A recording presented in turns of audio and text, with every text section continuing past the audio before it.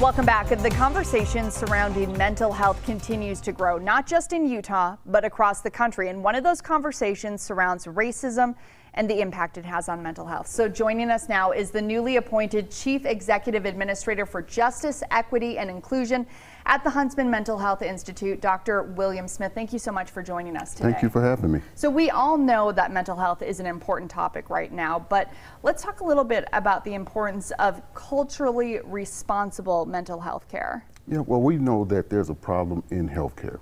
There's been discrimination, there's been anxiety among people of color of visiting their doctors or if they're getting the proper treatment. So what we want to do is to make sure that our patients, students, everybody is receiving the best help, the best care, the best education that they could possibly have, and that starts with culturally appropriate teaching. You mentioned discrimination and the care that they receive. Do you have some examples of what you see? Well, there's been studies that have shown that, say for instance, African Americans and other people of color, Latinos, have faced at least 2 times as much discrimination, self-reported discrimination, than their white peers. So we know that that's a problem, but we also know beyond just racism or racial discrimination, there's been discrimination on weight, salary, income, and also discrimination of people in rural areas.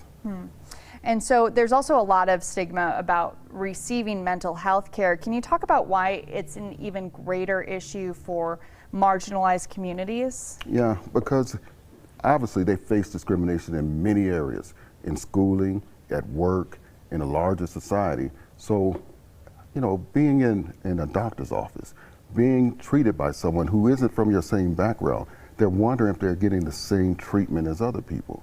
So we want to stop that stigma. We want to eliminate the stigma to show and educate not only our providers, but also our patients, to let them know what is the appropriate health care. What kind of education do you think is needed for providers so that everyone does get the care that they deserve? Well, just understanding cultural backgrounds. That's one of the most important things, and how people come, how they show up, and what to expect. And then hear from the community. Let their voices be heard, how they like to be treated, and then educate them at the same time. So just, it sounds like starting a discussion and finding what works best for each individual patient. Yeah. We were looking a little bit into racial battle fatigue. What does that mean? Well, racial battle fatigue is a systemic, racism-related, repetitive stress injury. So what that does is it helps us to understand why, for instance, black men, despite their educational level and income, die earlier than, say, white men, right? So you can have a Ph.D., highly educated and a high income, but still the stress of racism wears and tears on your body and gives you a shorter lifespan.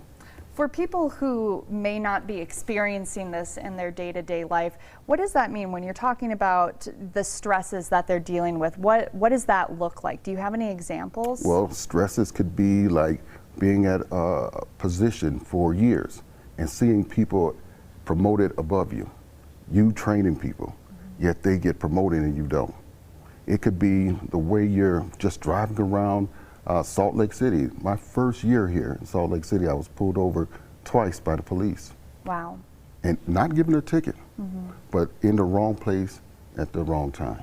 And I can imagine that wears on people over time, seeing those patterns and trying to come to terms with it. What else can we do to help these marginalized groups? Well, one of the things we do is to just have a clear understanding of what they're going through. Their experiences, listening to them, not trying to minimize what they're experiencing. Take it seriously and then try to make change. What we want to do is we want to be a verb. We want to show action. And that's part of what this grand challenge is, to stop stigma, to help people understand about substance use disorders and other discriminations, and to try to help people not just in Utah, but across the country. I love that. You want to be a verb. You want to be in action and make a difference. Dr. Smith, thank you so much for joining us. Thank you. For more information, you can just check out the website that you see right there on your screen. All right, coming up, America's newest nuclear